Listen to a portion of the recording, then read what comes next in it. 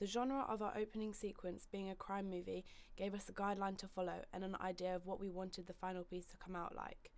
As a result of thorough research, there are a range of conventions that we were able to use, such as typical close-up shots and a build-up of music to create tension and amplify the action, which is seen in an example crime film such as Taken and Gone Girl.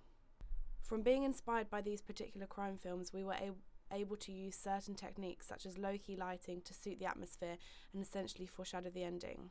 We also developed different types of shots in our production towards the end when one of our protagonists gets kidnapped, and by using different camera work and music we could create the best outcome.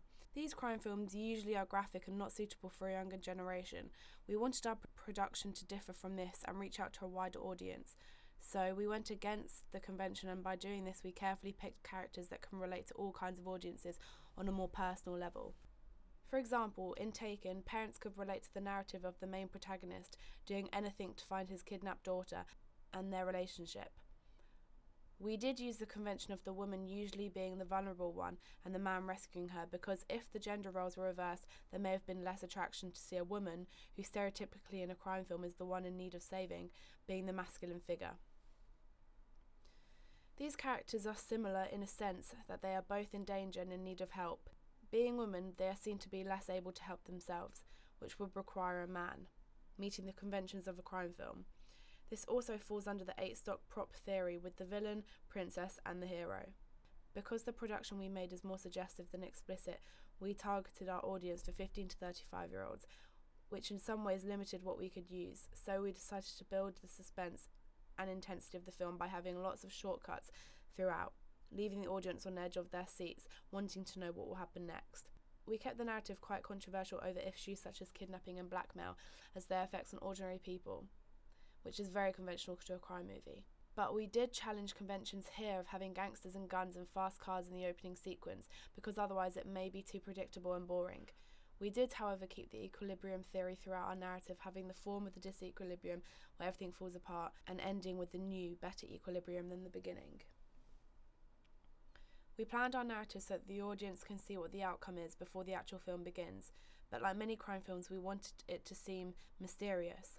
Our way challenges the conventions of a typical crime movie, as they tend to go in chronological order of the disequilibrium turning into the new equilibrium at the end. For example, in most of the James Bond films, despite there being a lot of violent fighting scenes, the audience is usually always reassured by the fact that James Bond will never die because of the equilibrium.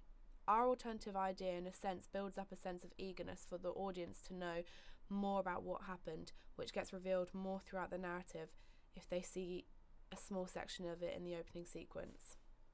Our mise-en-scene, being a luxury modern kitchen showing affluence and wealth, helps add to the effect of the fall of the equilibrium.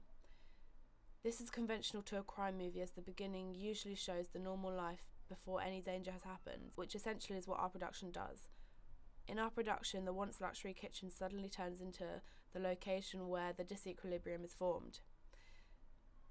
It's when the main protagonist gets kidnapped in her home, which is associated with safety, that the kitchen doesn't seem as desirable anymore.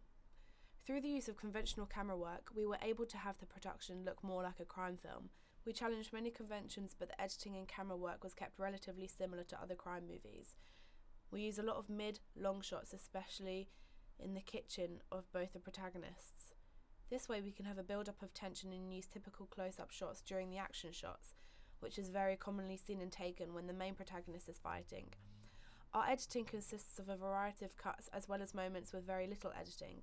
This adds to the build-up of tension. For example, in James Bond, before any action scenes, there are long, unedited shots of the main protagonist usually having a conversation with the bad guy, so that the action scene comes as a surprise, which is edited with a lot of cut and jump shots.